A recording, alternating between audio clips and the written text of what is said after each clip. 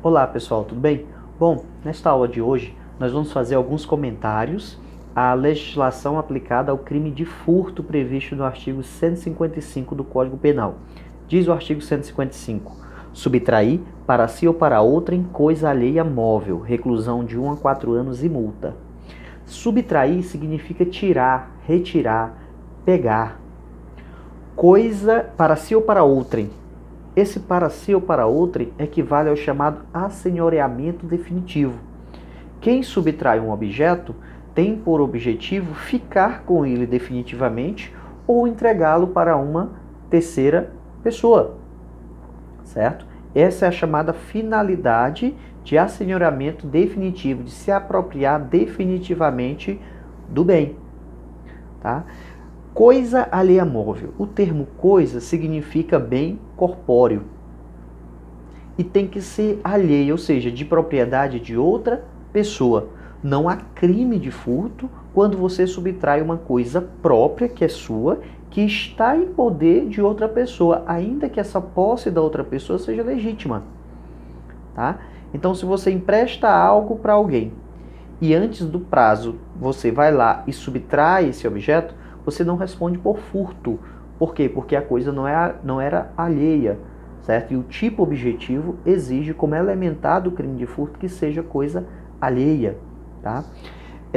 Uma outra elementar importante é que a coisa tem que ser móvel, ou seja, o objeto material do crime de furto é uma coisa móvel. E o que é coisa móvel? O conceito vem lá do Código Civil.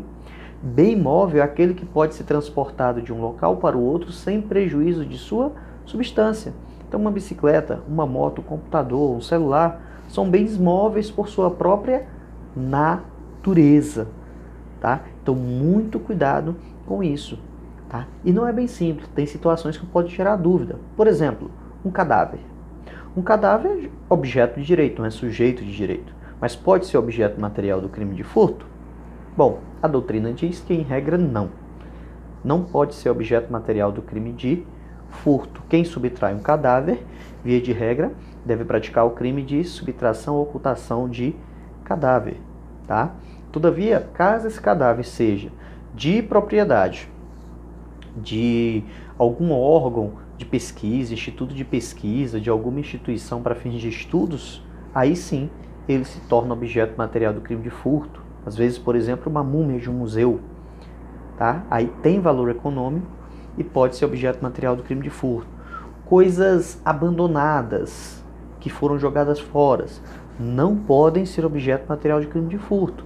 O próprio tipo exige que seja uma coisa alheia, tá? E o Código Civil vai dizer que quem acha algo abandonado, uma coisa móvel abandonada, para logo adquirir a propriedade. Então você achou alguém jogou fora um par de tênis.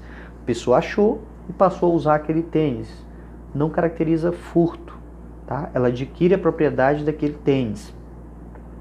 É coisa perdida. Coisa perdida não é coisa abandonada, não é coisa sem dono, tá? Ela tem dono, só não está na posse de quem de direito, no local que deveria estar. Todavia, ela não pode ser objeto material do crime de furto. Existe uma modalidade específica para essa situação. Quem encontra algo perdido, né, uma carteira cheia de dinheiro na rua, responde pelo crime de apropriação indébita de coisa achada, tá? Então, coisa perdida é objeto material do crime de apropriação indébita. Detalhe, se você achou aquela coisa perdida próximo ao dono, fazendo pressupor que acabou de cair do bolso do dono e você pega e leva consigo para si, aí já será furto, pois o bem não saiu da esfera de vigilância da vítima, tá certo? Então, muito cuidado com relação a esse ponto. O que mais? Direitos podem ser subtraídos? Não. Direitos não são objeto material do crime de furto, mas os títulos, os documentos que representam esse direito, como por exemplo o talão de cheque, pode ser subtraído. Pode ser objeto material do crime de furto. Próteses, dentaduras, por exemplo, podem também ser objeto material do crime de furto. Tá? Uma grande discussão na doutrina que há ainda é sobre os objetos que compõem o túmulo, né? de alguém que faleceu. Há entendimento que se trata de violação de urna funerária, há outros entendimentos que se trata de furto, né? Não é bem pacífico essa questão. Então é necessário você analisar, certo, o objeto material do crime de furto.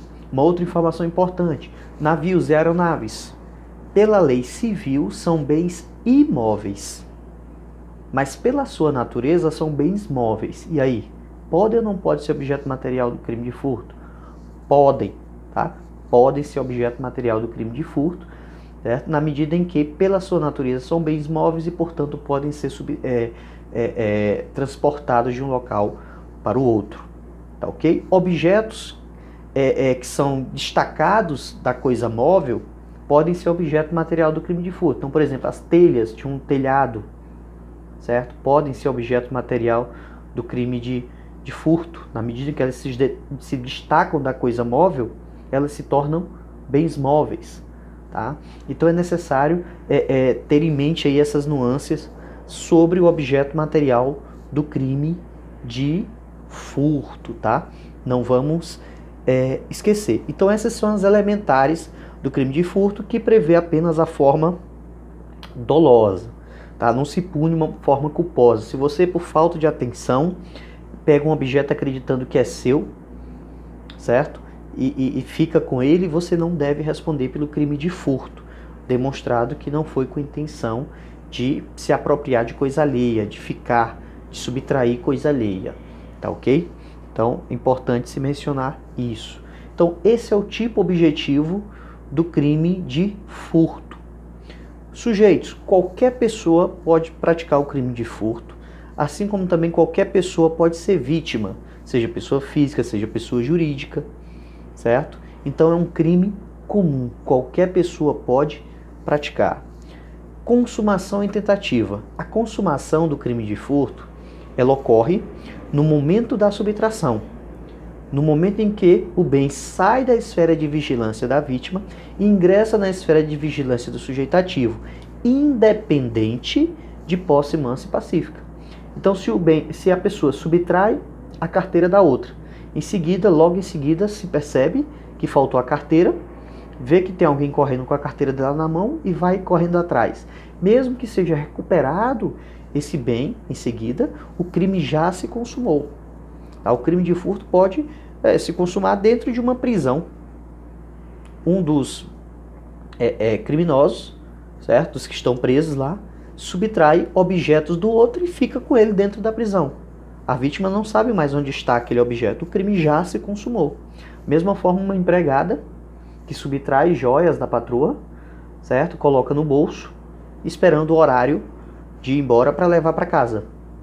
O crime já se consumou, pois já saiu da livre disponibilidade da vítima e ingressou na livre disponibilidade do sujeito ativo, tá? Independente de ter saído do local em que se encontrava ou não, tá? A tentativa é perfeitamente admissível no crime de furto. Iniciada a execução, se a subtração não se consuma, o crime já ocorreu a tentativa. Então, é necessário que se inicie a subtração. For pego no ato da retirada do bem, por exemplo, e você não conseguiu, a gente não consegue subtrair e retirar o bem, nós temos a tentativa do crime de furto.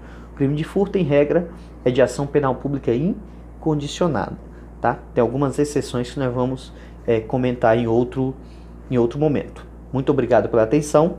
Não percam, vai ter mais vídeos sobre crimes de furto e os demais crimes contra o patrimônio.